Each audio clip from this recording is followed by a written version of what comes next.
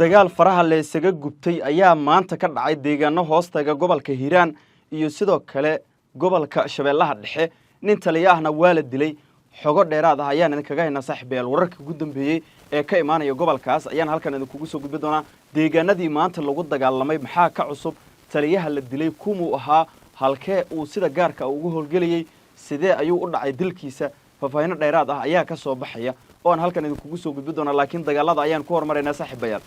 inta u dhaxaysa Moqokori iyo Aadan Yabaal dagaal culus oo socday muddo saacad ka badan ayaa dhexmaray ciidan ka tirsan kuwa militariga Soomaaliya oo garab ka helaya ciidanka kuwa deegaanka ee macwiisleyda loo yaqaano waxaana ay la dagaalamayeen koox ka tirsan al-shabaab oo la sheegay in ay ku socdaaleysay wadada dheer ee isku xirta Aadan Yabaal ilaa iyo Mabaax kuwaasi oo ugu dambeyn weerarkii dhabagalka ah ee lagu qaaday looga dilay sida aynu ka soo xignay saraakiisha ciidanka deegaanka iyo kuwa dawladda laba dagaalame oo meedkooda la sheegay in la geeyay Aadan Yabaal sida aynu xoguhu ku helino dhaawacyo ayaa jira oo dhinacyada kala gaaray inkastoo aan ilaa iyo hadda si rasmi ah loo xaqiijin karin dagaalkaas oo aad u xoogana ayaana ilaa iyo hadda la sheegayaa in qaybihii ama meelihii lagu dagaalamay ay ku sugan yihiin ciidanka dawladda iyo kuwa deegaanka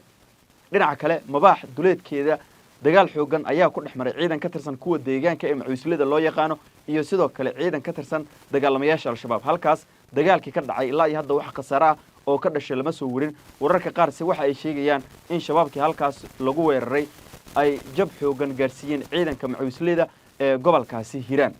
Allah u naxariistay waxaa maanta la dilay oo waliba saacado ka hor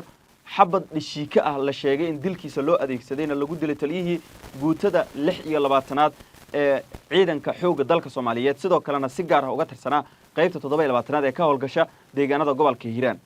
iyo guud ahaan Hiirshabelle taliyaha waxaa la sheegayaa in askari ka tirsan ciidanka ilaaladiisa ahaa uu toogtay oo waliba qori dhishiika ah xabadiisa uu ku dhuftay warar kala duwan ayaa ka soo baxaya xogaha qaar waxa ay sheegayaan in dhishiikahaasi baroobo uu ahaa sidoo kalena uu ciladeysnaa laakiin xabadii ugu horeysay ee laga riday ee qabatay taliye Cabdiraxmaan Xujaale oo kamid ah taliyaasha howlgalka ku hogaaminaya gobolka Hiiraan ee dawlad goboleedka Hiirshabelle xilligaas waxaa la sheegay in ciidan feel uu ugu jiray sidoo kalena uu doonayay in uu amro in dagaalada qaadaan ama howlgal qaadaan sidoo kalena dagaal la galo gaar ahaan dagaaladii ka dhacay inta u dhaxaysa Moqokori iyo Aadan Yabaal oo gobolka Hiiraan iyo sidoo kale gobolka Shabeellaha Dhexe ka kala tirsanaa xaaladda deegaanadii lagu dagaalamay ayaa degan iyadoo markasta la filan karo in dagaal uu dhaco oo ciidamada macwiisleyda kuwa dawladda ay weerar qorsheysan maalmihii la soo dhaafay bilaabeen in ay qaadaan oo